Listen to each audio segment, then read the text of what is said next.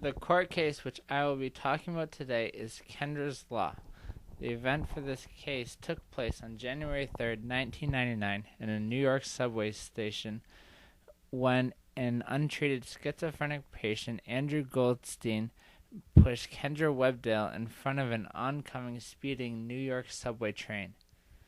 As an aspiring New York photographer and journalist, Kendra Webdale was very special to many people. Her mother, Patricia, stated that Kendra carved out a special place in everyone's heart. Kendra had 3 sisters and 1 brother, all who had not a sour word to say about her. Kendra had moved to the city to advance in her career. Andrew Goldstein was among one of the best students you can imagine. He went to an elite school in New York, attending the Bronx High School of Science, and then enrolled in college, where he became delusional his freshman year and said that storms were affecting his body, and was diagnosed with schizophrenia. It was mostly downhill from there for Goldstein. He did not get the care he needed for his mental illness. He was admitted to the psychiatric unit of North General Hospital in Harlem, New York.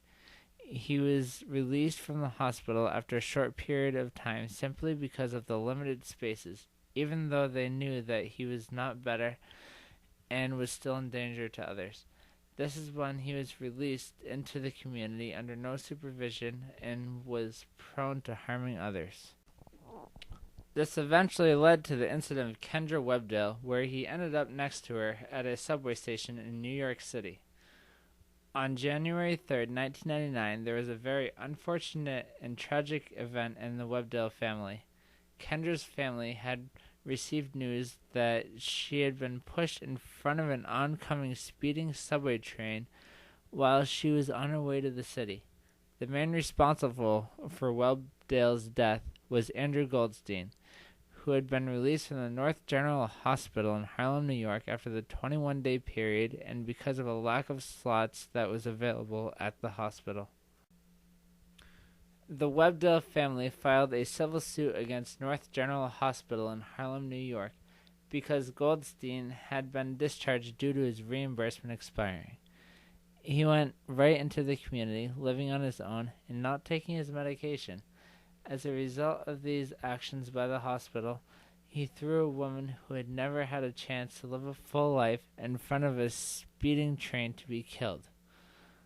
Before Kendra's attack, Andrew had a history of aggression against women, and it was reported that his aggression was targeted toward women.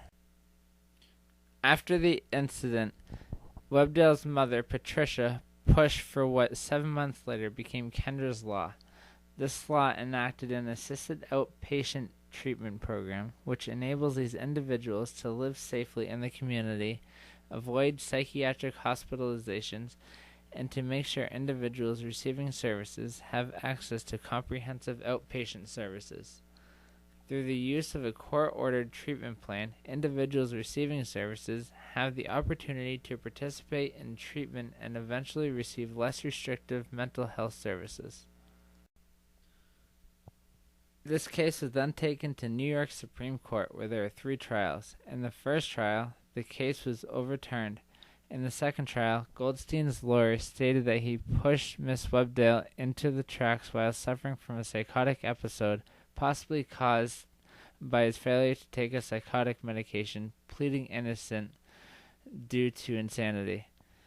In the third and final trial of this court case, Mr. Goldstein finally agreed that he did know what he was doing on the day of this attack and that he did indeed have intentions of harming this woman. I think that this tragic event could have possibly been avoided. They knew that he was not getting better, and they knew of his track record of violence against women. But yet, they did not take into consideration that he might have benefited from being kept at the hospital instead of being released into the community. Even though that the hospital may not have had the space, they should have checked to see if another hospital in the area could have helped him with that situation. Also, instead of releasing him into an unsupervised community setting, enrolling him into a supervised community program may have prevented him from making the decision to harm another person. He wanted to be helped, but they did not let that happen, and it ruined his life and ended another woman's life.